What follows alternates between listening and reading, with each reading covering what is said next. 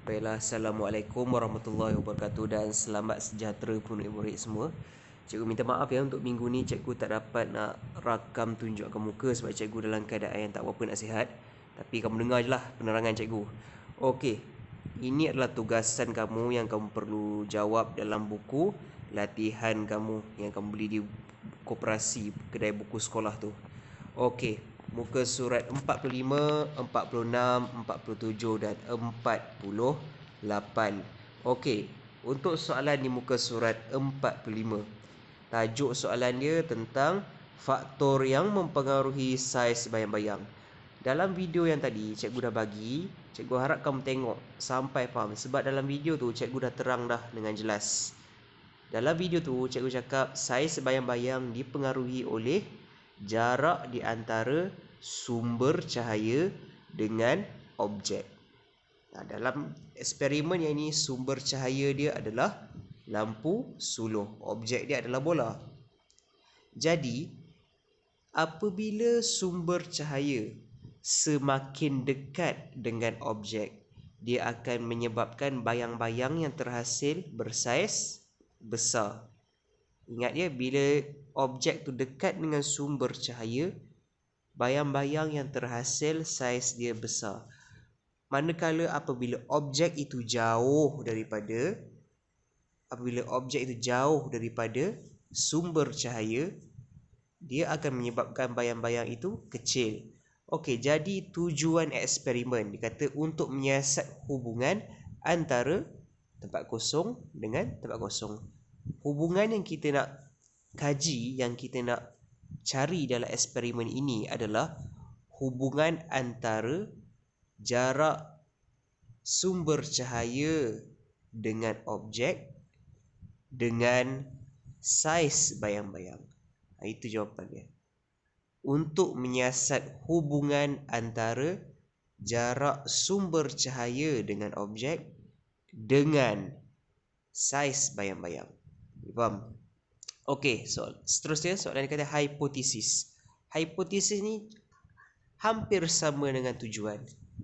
Hipotesis ni dia adalah maksud dia adalah andaian. Andaian yang kamu buat berdasarkan pengetahuan kamu. Jadi andaian yang dekat sini adalah jika lampu suluh dekat dengan objek, maka saiz bayang-bayang besar. Itu andaiannya. So, tadi kita dah tahu dah kan. Tadi cikgu dah cakap kalau objek dekat dengan sumber cahaya, maka bayang-bayang akan besar. Itu yang kita tahu. Jadi andaian kita sekarang, jika andaian ataupun hipotesis, jika lampu suluh dekat dengan objek, maka bayang-bayang bersaiz besar. Boleh faham? Okey, seterusnya pemboleh ubah, dimanipulasikan, bergerak balas dan dimalarkan. Yang A, pemboleh ubah yang dimanipulasi adalah jarak di antara lampu suluh dengan objek. Sebab apa? Sebab kita gerak-gerakkan lampu suluh tu. Kalau lampu suluh tu jauh, saiz bayang-bayang kecil. Kalau lampu suluh tu dekat, saiz bayang-bayang besar. Jadi itu yang kita manipulasikan. Manipulasikan ni maksudnya kita yang ubah-ubah dia. Manakala bergerak balas. Bergerak balas ni maksudnya kesan daripada perbuatan kita. Perbuatan kita apa? Tadi kita gerak-gerakkan lampu suluh. Kesan daripada perbuatan kita, saiz bayang berubah-ubah. Itulah yang bergerak balas. Saiz bayang berubah-ubah. Seterusnya dimalarkan. Dimalarkan ni maksudnya benda yang tidak berubah. Benda yang tidak berubah dekat sini adalah saiz objek. Kita gunakan bola. Daripada awal sampai habis kita gunakan bola. Jadi itulah perkara yang dimalarkan. Yang dimalarkan adalah objek ataupun bola. Boleh faham? Okey, seterusnya yang muka surat ini kamu tak payah buat. Muka surat 46 ni tak payah buat kecuali soalan yang bawah ni. Soalan 5.2. Yang ini kena jawab. ya ini perbincangan dengan kesimpulan ni tak payah buat, sebab kalau ikutkan kamu kena buat eksperimen ni. Tapi cikgu faham dekat rumah kita PDPR kamu susah nak buat eksperimen. Jadi yang soalan perbincangan dengan kesimpulan ni tak payah buat, pemerhatian pun tak payah buat. Terus kita bincangkan soalan yang di bawah. Dia kata soalan ni tajuk dia tentang faktor yang mempengaruhi bentuk bayang-bayang. Itu soalan dia. Okey. Tadi dalam video yang sebelum ni cikgu ada terangkan benda yang mempengaruhi bentuk bayang-bayang. Okey. Jadi tujuan untuk menyiasat hubungan di antara apa? Arah cahaya dengan bentuk bayang-bayang. Cikgu ulang. Untuk menyiasat hubungan antara arah cahaya dengan bentuk bayang-bayang. Sebab kalau kita suluh cahaya ni daripada arah hadapan, bentuk yang kita dapat bentuk objek daripada pandangan hadapan. Kalau kita suluh daripada cahaya itu daripada atas objek, bayang-bayang yang terhasil adalah pandangan daripada atas. Itulah bentuk bayang-bayang yang terhasil. Macam dalam video tadi. Sebab tu cikgu cakap kamu kena tengok video cikgu yang sebelum ni, baru kamu boleh faham. Okey, kemudian hipotesis. Okey, hipotesis ni macam yang cikgu cakap, dia adalah andaian. Andaian yang kita nak buat. Dalam eksperimen ni andaian dia berkenaan dengan bentuk bayang-bayang yang terhasil. Jadi hipotesis dia, jika lampu suluh, sekali lagi, hipotesis dia, jika sumber cahaya daripada arah hadapan, maka bentuk objek akan mengikut pandangan hadapan. Itulah dia hipotesis dia. Secara mudah untuk peringkat kamu lah.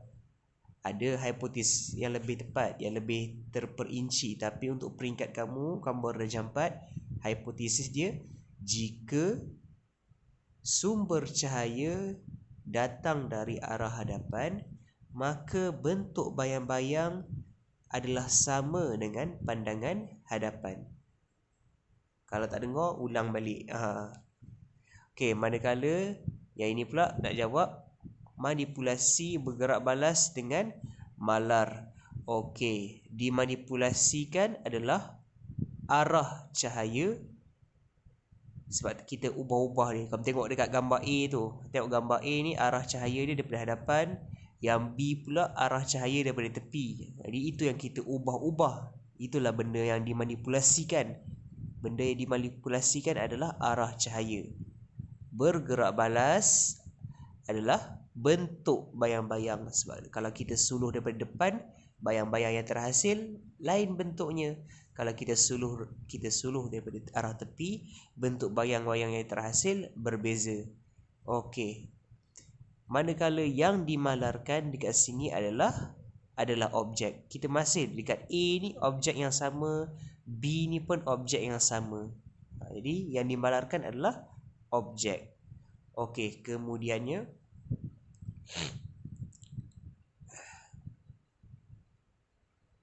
yang bawah ni pun tak perlu jawab macam cikgu cakap, sebab benda ni eksperimen, kamu kena buat. Dekat rumah susah kamu nak buat. Jawab yang atas itu saja.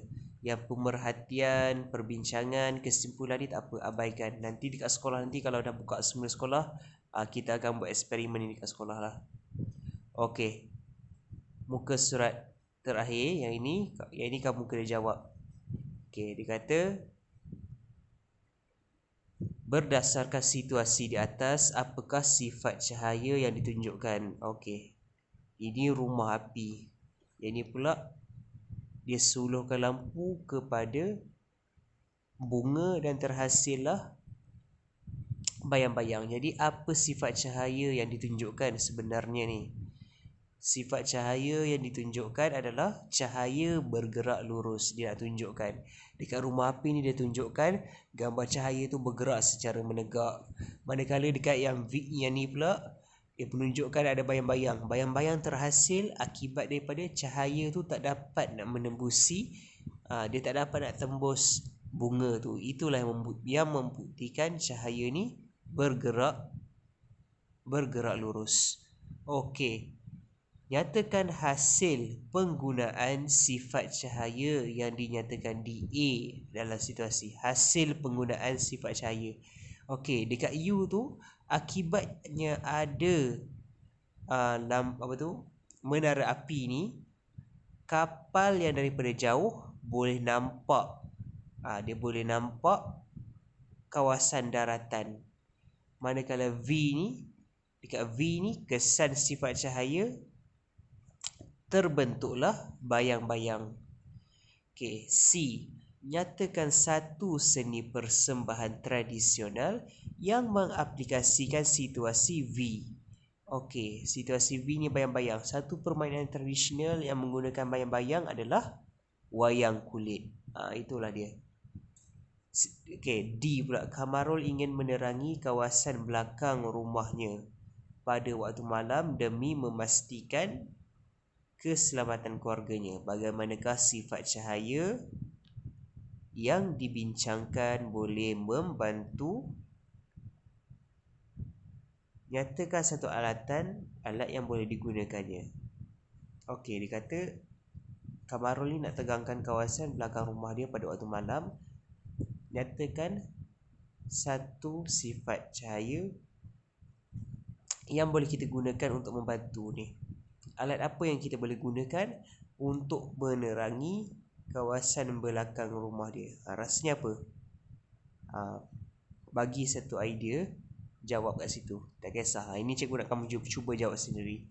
Okey, jadi itu sekian saja daripada cikgu. Terima kasih.